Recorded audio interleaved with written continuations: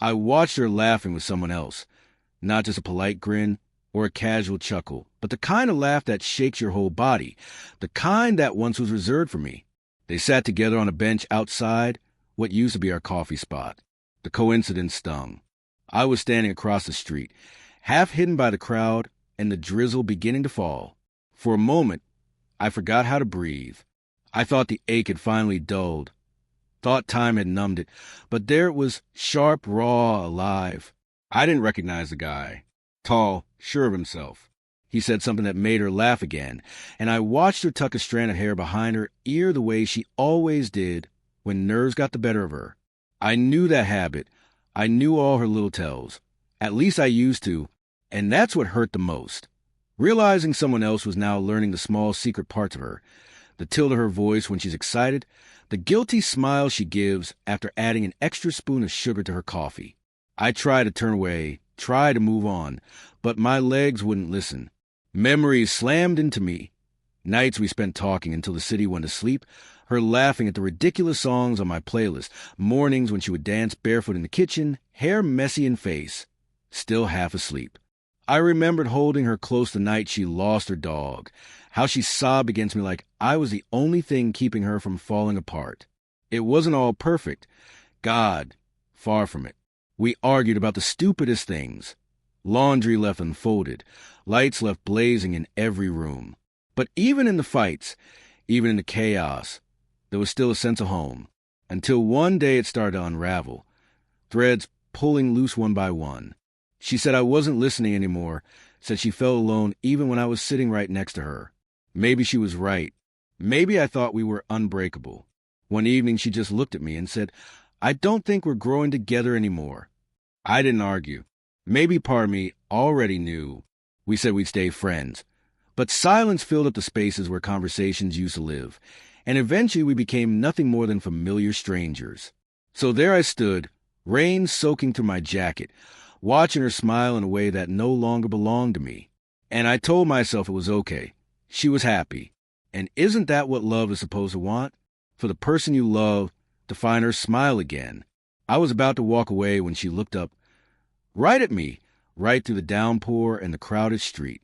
Her smile faltered for just a beat, like she'd seen a ghost, me, the one who once knew every hidden corner of her heart, the one who almost asked her to stay forever but waited too long for a second. Everything around us faded. No cars, no rain, no noise, just two people caught in the ruins of someone that once was. I should have kept walking. I should have let her stay a memory. But instead my feet moved toward her before my mind could stop them. She stood, said something quickly to the guy next to her. He looked puzzled, and then she started crossing the street toward me. She didn't bother with an umbrella. She let the rain soak her through, and somehow that made her even more beautiful, wild, unfiltered, real. We met in the middle of the sidewalk. For a second it felt like even the sky was holding its breath. "Hi," she said, her voice soft and uncertain. "Hey." I answered, barely more than a whisper. She dropped her gaze, then lifted it back to mine. "I didn't know you were in town." "I'm not just passing through. I lied." She nodded slowly. Silence wrapped around us, thick and heavy. Then she asked, "How have you been?" My mind raced through all the things I could say, all the sleepless nights, the empty spaces, the moments I nearly called her but didn't. But all I managed was, "Okay." "You hesitated," she said gently. "Better now." I admit it.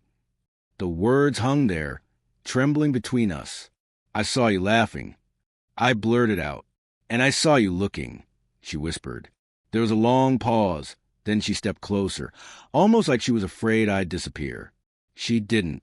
"I think about you," she said, voice cracking. "Sometimes a lot, especially when I'm with someone else, and it feels wrong." I swallowed hard. "You never called, I know." She nodded, blinking back tears. "But I never stopped hoping I'd run into you somewhere. Somehow."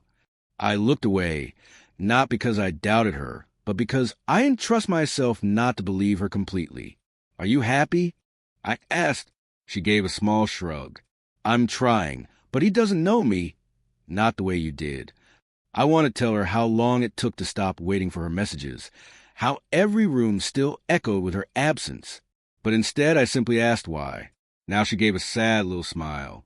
Because when I saw you, I remember what real felt like.